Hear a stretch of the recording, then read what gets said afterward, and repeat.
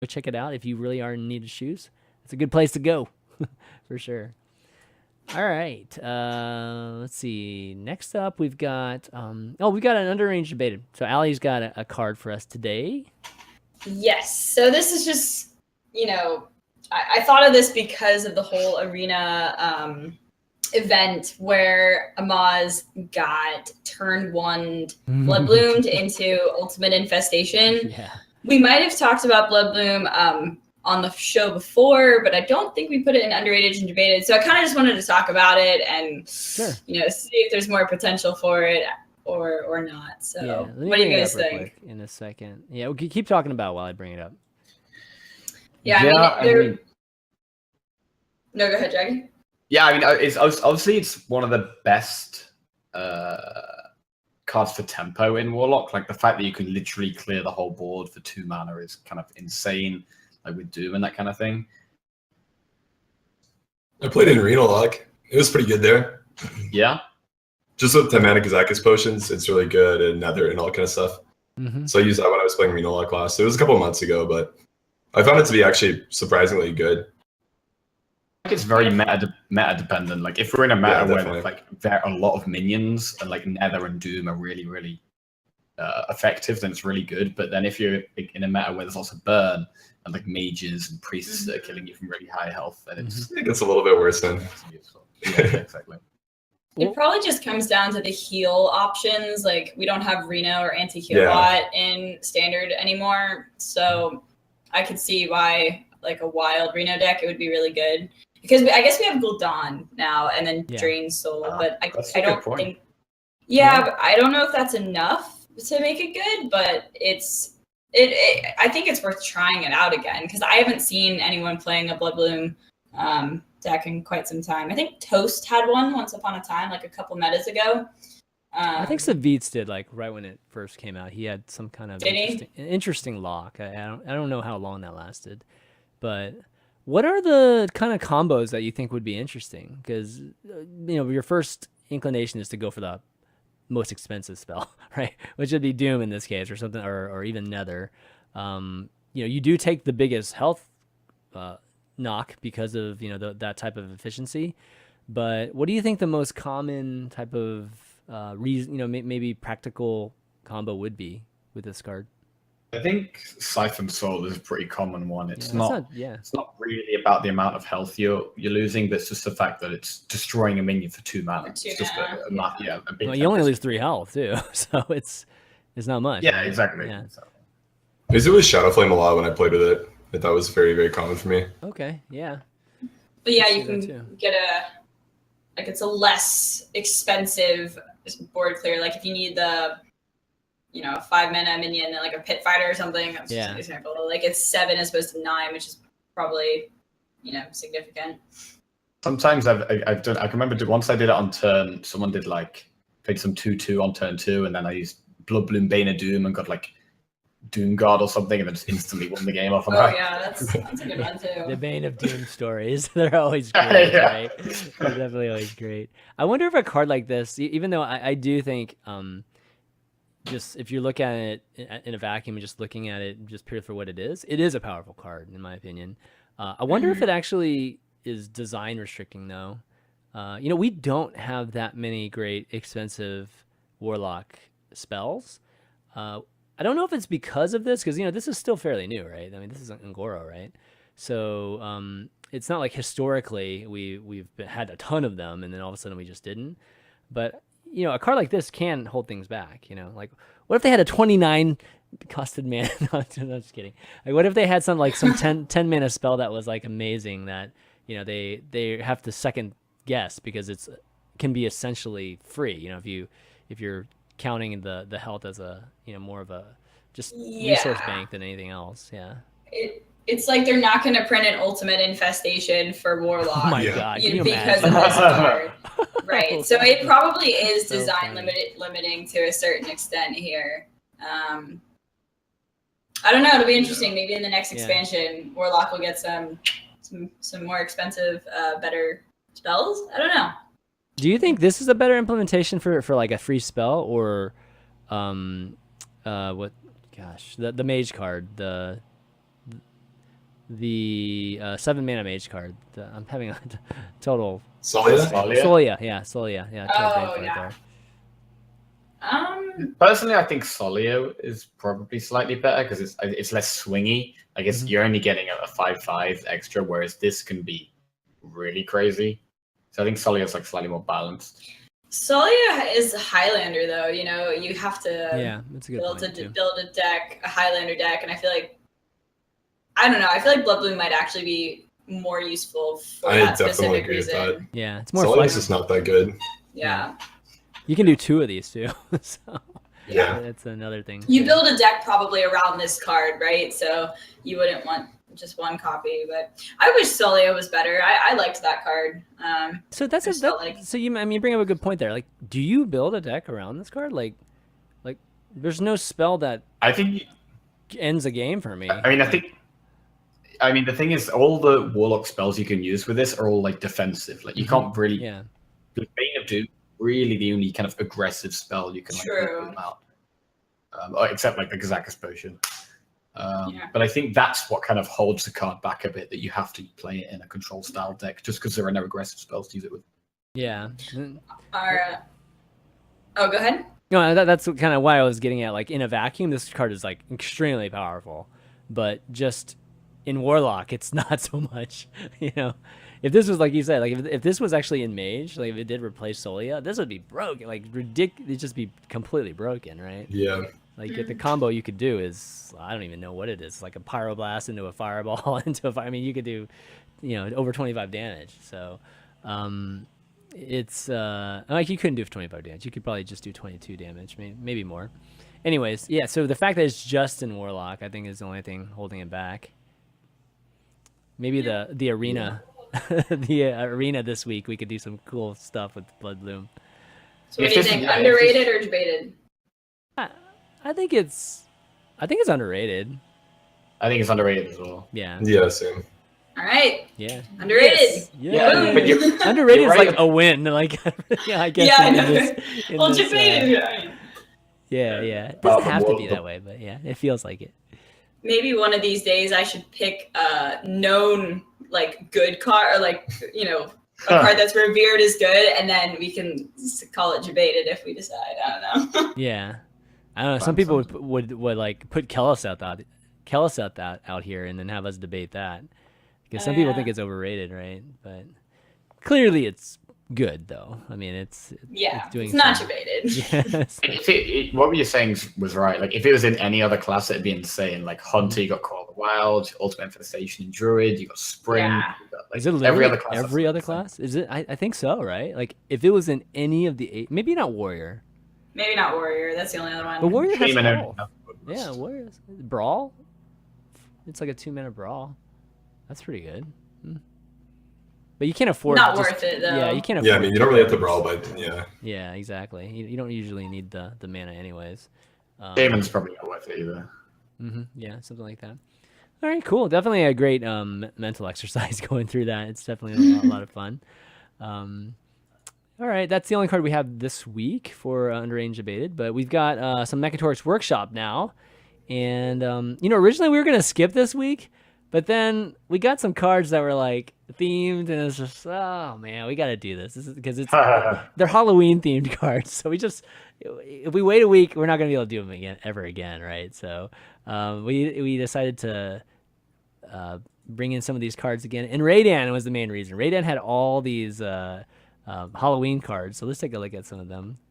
They're definitely they're pretty it's cute. kind of fun. Exactly, right? So Headless Horseman. Okay, so there's 3 of these. There's actually one more, which is the pumpkin itself. So I'll show the pumpkin in a second.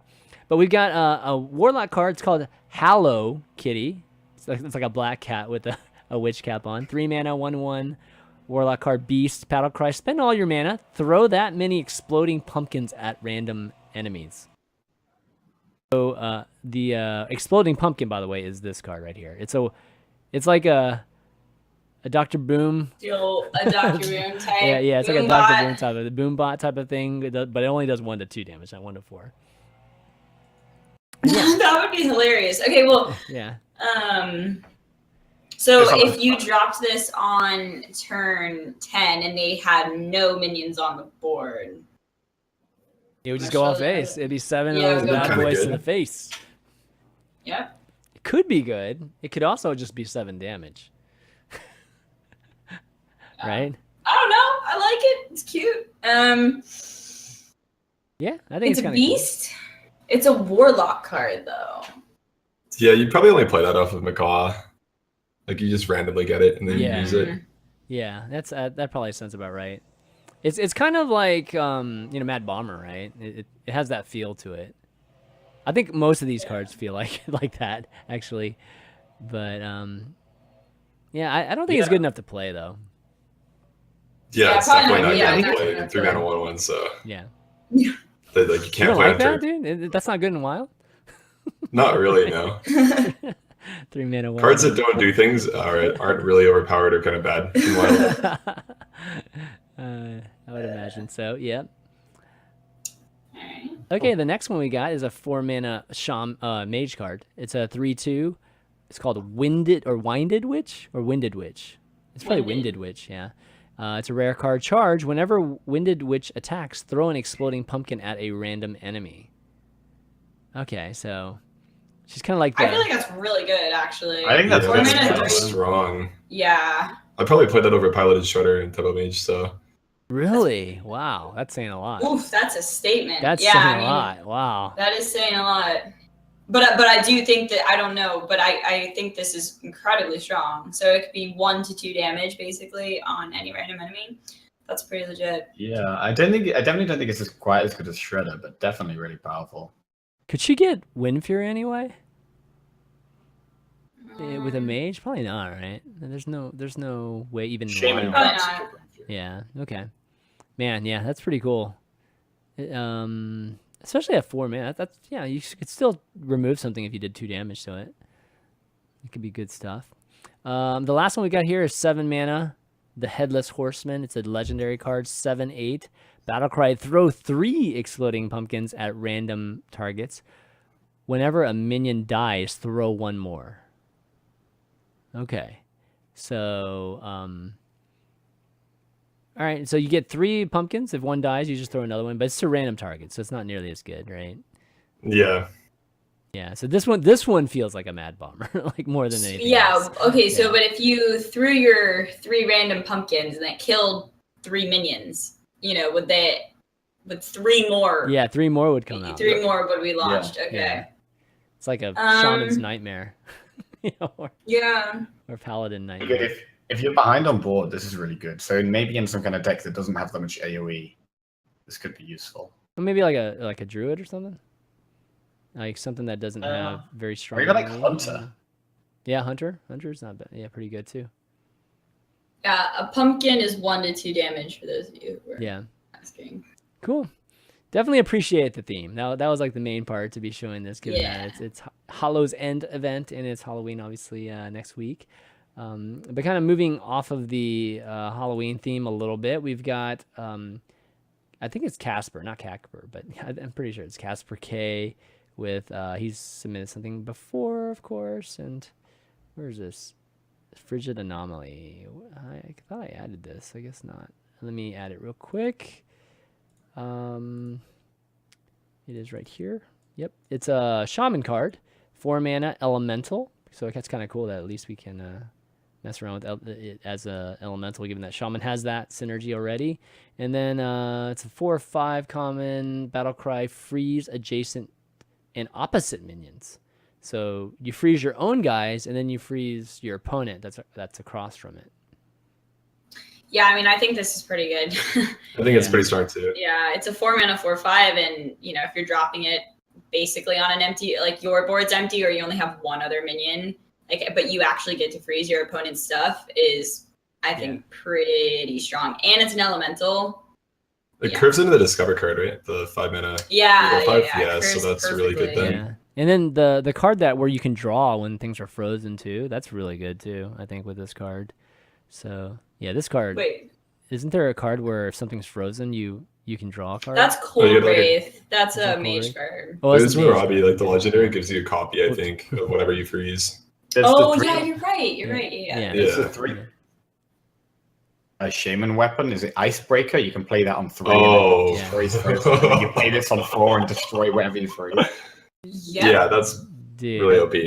Yeah, Jackie knows that weapon very well from Renounced Darkness. He got 3 of them at one time. Holy smokes! Yeah, so this card is.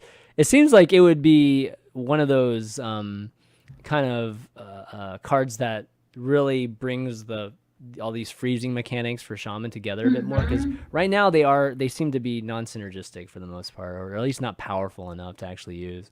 So a card like this, definitely helps with that. Kind of glues a lot of those cards together. It would actually make it a good archetype. Yeah, exactly. I like it. I think this card's cool. Good to go. Yeah. Free Shaman.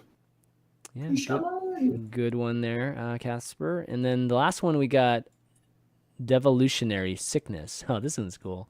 I'm assuming this one's a shaman, given that it's has to do with devolve. At the end of each turn, it's a spell. It's an epic. It's 2 mana. At the end of each turn, devolve target minion. So you cast it on a single target.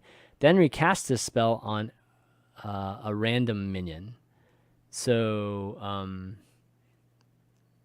wait. So devolve the target minion, then recast the spell on a random minion. So does it just cast? Oh, I see. Okay, so the how it works is you cast it on a single minion. So at the end of each turn, he just keeps devolving, and then he keeps, and then once he devolves, he casts another spell. I guess this spell on another minion. So it just kind of like spreads. It's like a plague, basically. Okay. Yeah, so that's why it's called Devolutionary Sickness. I love the name and the picture. Yeah. That's pretty cool. It's like this guy that has, what is that? Is that like a gem or something? What is that above his chest? I'm not sure. Some kind of gem or it's something. It's like this sick guy that's kind of laying there, and then there's like some kind of gem above him. But yeah, so what do you guys think of this? Because we have something similar with like the Mist, like the Warlock card, where you kind of infect like the entire board. But this is like one of those things where you need to kill this card, or it just continually infects the entire board. It just doesn't do it in one turn. And it infects it in a very creative way too, right? It just devolves everything. To me, it seems like a kind of a bad corrupting mist. Yeah. That's kind of. I think it always used to evolve over this, so it could be interesting like Mally like though if you're not playing minions. Yeah. Well, it's a little different than Evolving Mist, right? It's different. Corrupting Mist, you just because you don't want to play this when you're ahead on the board, because you're just going to end up devolving your own minions. So you're only going to want to play when you're behind, and then obviously, he plays Corrupting Mist. True. Yeah. Yeah, I don't know. Yeah, when you pass it on your opponent, it definitely feels like Corrupting Mist. But I mean, you could do something Silence. You can just cast it on yourself, and then hope you get at least some value at it, or like if you, I don't know, just get it. I'm trying to think of a scenario if there is one that would actually work well for you. Is there something where one of your minions is just completely disabled? I guess like a Doomsayer. I mean, maybe you could turn that into something that's been silenced. Turn it into like a 1/1 or something. I don't know. I don't know how much play it would see. Yeah. I think maybe this actual version of it probably wouldn't get it, but it's kind of interesting to have like a card that infects other cards. Yeah. Doesn't have to be devolve. It could be something, I don't know, different. Like maybe it's a buff. Who knows, right? Like maybe. What if it like evolved cards instead of devolved cards? It'd be evolutionary sickness then. That'd be kind of Whoa. Wow, that was next level. Yeah, insane. Next level. Okay, well, anyways, I think it's an interesting concept. Just not this particular rendition of it, but definitely good stuff. Fun, definitely a lot of fun. Well, why don't we spend a little bit of time, give thanks to some of the patrons that we have supporting the show, because they are the ones that have been the ones to make the show happen each and every week. And we really appreciate you guys. So want to give a shout out to Mike T and Rami S, our legendary producers. And then a few others, Devin W, Michael W, Engine S, Brandon P, Cameron M, Paul H, Vincent G, Dan S, Justin C, Eric L, and Matthew H. Thanks so much, guys. If you want to join Valleytown and as a patron, you can go to patreon.com/Valleytown. Check out all the milestones there. Unfortunately, we're not quite at that milestone. So, I know a lot of you guys are, crying. Some of you guys are probably happy. You vicious people. No, I'm just kidding. I have to go through it anymore. I can't stand it. It's too much cringe. No, but anyways, go check that out. That's obviously we appreciate you if you have been supporting the show. Also, we are available on iTunes. So if you guys want to listen to us on the way to work, or maybe you're working out or anything like that, you can find us there, as well as Google Play and SoundCloud. If you want to help us out in terms of like SEO and people finding Valleytown when they search for Hearthstone, leave us a 5-star review, and really that helps in a big way. We've had a few people leave some recently. I just want to give a shout out to those and just some of the nice words they left for us. GJC327, Mig with an exclamation mark, and then Num1 Christie. Thanks so much, guys, for that. It definitely it's always great to see some nice feedback, and it allows us to continue doing what we do. So thanks for that. All right, why don't we go to host challenge? So this week we had folks go and try to create the biggest Cthulhu they could possibly make. Control, like, what's the biggest Cthulhu you've made in Wild? Like anything crazy, awesome with all the... I got a 69 Cthulhu once. Oh, hype. Oh, dude, accomplishment. I think you can beat that. Pretty good. That's just too good. What Cthulhu deck were you playing? Rogue. Cthulhu Rogue? Yeah, Shadowstone is cool. Oh, okay, Shadowstone. Yeah, that makes sense. Okay. Brand's also pretty good. Brand? Oh, yeah. Brand's freaking amazing, right? So we had a couple of people write in, or at least show us their results. And the first one we have is, let me see. How do we show this? We got Raydan. So Raydan did a 51-51. It wasn't on the board, right? So, the challenge was just like how big of a Cthulhu you can make. So 51-51 is definitely pretty big. But the person that ended up winning, though, is Mason, who ended up having a 65-73 Cthulhu. Same deal. Wow. Which is big. It's crazy. On average, it's 69-69. Yeah. If you average it out, it's just like your 69. It just doesn't quite have that same effect. But yeah, 65-73. Wow.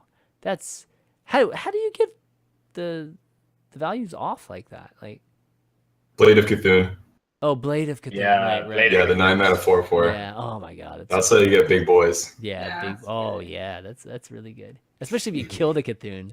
Oh, if you kill. Whoa, that's the next level. If you kill a 29, kill a 29-29 Cthulhu, and then Shuffle it back with Doomcaller. Oh, Holy. yeah, dude. That'd be Reinvent great. it. Now you guys are just getting 17 too metagame. crazy. Yes. Just, Yeah, we're getting sick now.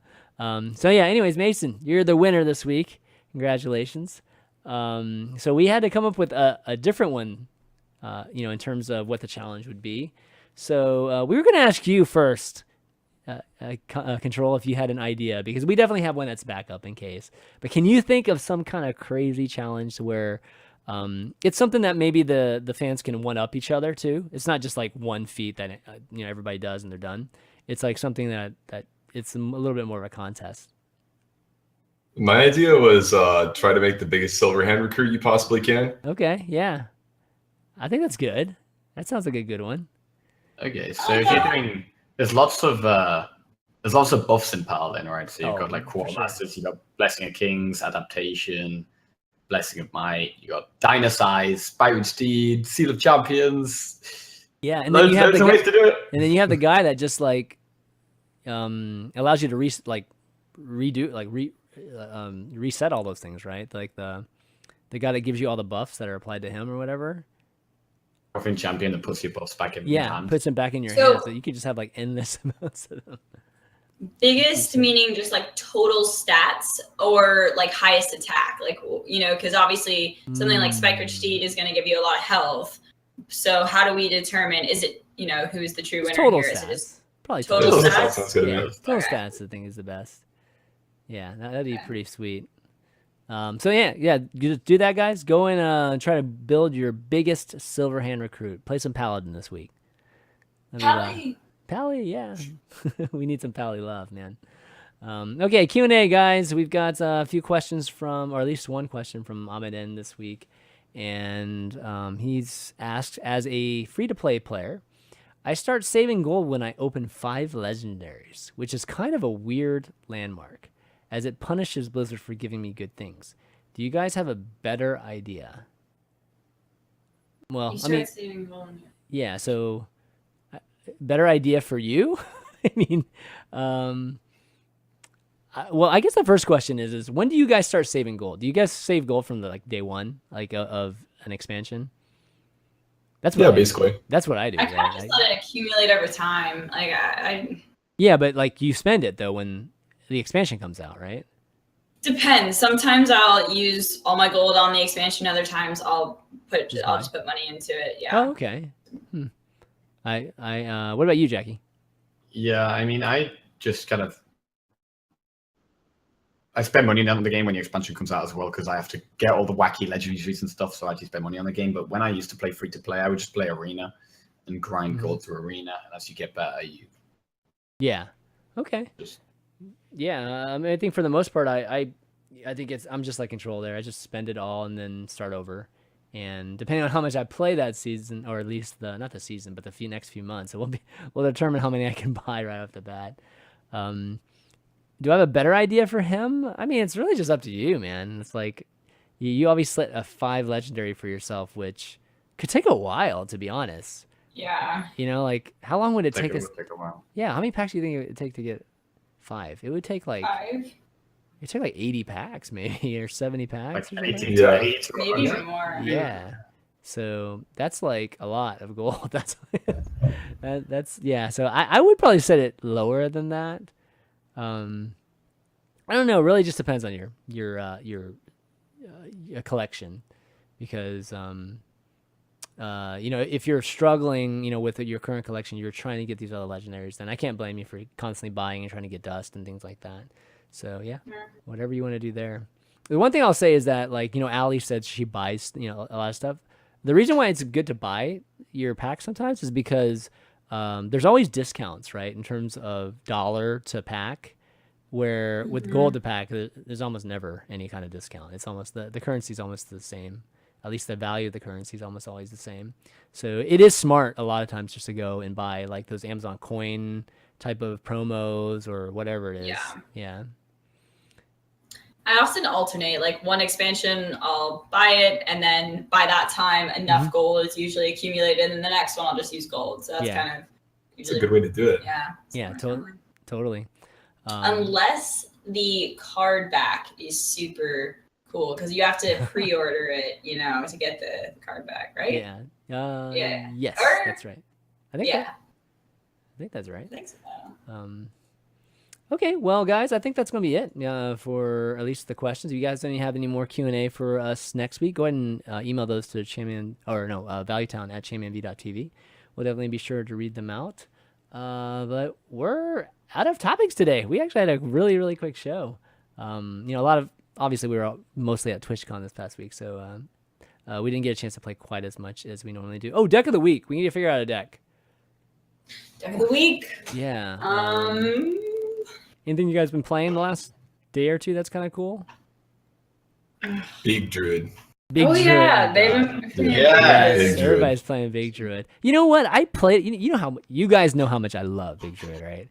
And I played it like either last night or the night before, and like I lost like 5 straight times with it. I'm like, what? What is everybody talking about? Like, this isn't good right now, is it? So I think I might have just gotten like really bad luck, or maybe my version is just not very optimal right now. But have you guys played it recently? Yeah, I played with Jackie a little bit, and then we said that it was bad, and then I played a little bit last night, and I went from 500 to 200 with it, So it's been working pretty well for me. Nice. Any highlightable cards that you put in it that might be pretty sweet? Any ancient ones in there? I mean, we have Deathwing and Deathwing Dragon Lord. Those are some pretty cool cards. That's a requirement. Ysuraj is also sweet. Yeah. Ultimate Devastation is also a good card that I like to put in the deck. I like to just type when I'm making the deck the empty mana crystal cards and get all the ones that give me mana crystals, and then put Ultimate Infestation in it and try to play UI as fast as I can. Oh my god! Strategies. Yeah, wow. That's pretty next level, right? Nobody's really thought of doing it, so I figured I'd just pioneer that strategy. So it sounds like the big druid is the same in wild as it is in standard, given that. Well, that's the standard version. Yeah, you're talking about Oh, okay, standard version. Okay, cool. Yeah. Anyways, we'll put one of those together. I'll post it on the Patreon page, and yeah, we'll definitely have a deck of the week this coming Monday. But one last thing before we kind of do shout outs, we plan to have a Value Town meetup at BlizzCon. So if you guys are going, I will be posting up a just a venue for us to all meet. I'll try to put some, like, I don't know, maybe put like a graphic together or something. And it's most likely going to be one of the bars that's close to, just the Anaheim Convention Center area. There's that one like kind of shopping center that has like Cheesecake Factory, and I think at the end of it is the bowling alley and stuff. There's like a bunch of like restaurants and bars there. So I think we'll probably do something over there on either Friday night. I don't know, Friday or Saturday. I don't know. What do you guys think? Thursday, Friday, Saturday? One of the I mean, it depends on Jackie's and my schedule with the invitational. So we'll keep everyone posted. We don't know exactly. Yeah. We'll probably do an hour, something like that. We'll find an hour of one of the days, and then we'll just meet you guys there, hang out, get a few drinks, that kind of thing, and just get a chance to meet you guys in person. So be on the lookout for that. I'll tweet it on at ValueTownGG, and we'll probably all retweet it and all that good stuff. But let's do some shout outs. Control, it's awesome to have you on here. You're like kind of you might just have to be our wild correspondents from now on, man. Because, I mean, I think the people that play wild just, like focus on wild. There's not many of you guys, so really appreciate you coming on and giving us the lowdown. Got any shout outs? This is awesome, dude. You got any shout outs you want to do? Shout out to Allie for letting me stay at her house. Yes. And shout out to Jackie for keeping me entertained while I'm here in America. You guys are having a bromance. Let's be real, right? Yeah. Right. Oh, Allie, are they having a bromance? They stayed in bed last night, so I mean, like, oh wow, that's the extra room. Yeah. Good stuff. Yeah. Cool, man. Thanks. You can follow Control at F2K_Control on Twitter, and check out his stream too, which is twitch.tv/Control the Board, right? I think it's the full, Control the Board. Jackie, shout outs. Shout out to your turn. Oh, it's my turn? Shout out to Ali for letting me stay in a house. Shout out to all our patrons for supporting us and helping us continue to do the show. And thank you to everyone who's watching. Yay, and Allie. Shout out to any of the wonderful community members that we met at TwitchCon. Yes. We met a lot of people that watch and support us. So thank you to you guys. We really, really appreciate it. Patrons, chat's great. And our team. And I think that's it for me. Yes. Okay, cool. Maybe you. Yeah. Thanks. For me, just a big shout out to everybody that's watched the show and supports the show. Like Ali said, this is the folks that you got a chance to talk to at TwitchCon that love the show and just support everything that we do, and as well as just me specifically. You guys are amazing, and if you do see us at BlizzCon, don't be shy. Just come up to us. Like I've heard people in the past say, "Oh, I saw you were doing something. I just didn't want to bother you." Come bother me. Like it's fine. It's that's what kind of why we go to these things. Yeah, that's why we come to these things. It's just to get a chance to say hi to you guys. So don't be shy. Just come out. Another thing, shout out is to our sponsor, Greats Shoes. You guys are awesome. Go to greats.com and check out the latest shoes there. If you want to buy a pair of shoes, which you should absolutely do that, go and save 15% off your first purchase by using the VALUE, capital VALUE promo code, and you can experience some of that. And also, you can find the VODs for the show on youtube.com/ChanManV. You can find just all our previous episodes there. You can find the audios on iTunes, Google Play, and SoundCloud.com/ChanManV. I think that's it. I feel like I just said like a million things there. Yeah. So yeah, exactly. Just a list of things. One last thing. I almost forgot. I even wrote it down in the notes, and I still almost forgot. Is I'm doing a fireside. Yes, I am braving the fireside madness that has been encompassing the community. I'm doing my fireside here in South Florida. It is an established tavern, so I promise it's like actually named well too. It's not, single ladies, whatever crazy things that you see on sometimes. So it's going to be in West Palm. So go check that out. We got a free tournament. I got prizes. We got eating contests. We got all kinds of fun activities that you can come check that out. It starts at 1 p.m. on Sunday if you guys are interested. But that's going to be it, guys, for us this week. So for Control, Jackie Chan, Allie, and myself, ChanManV. See you next week. Bye, guys. See ya. Bye, guys.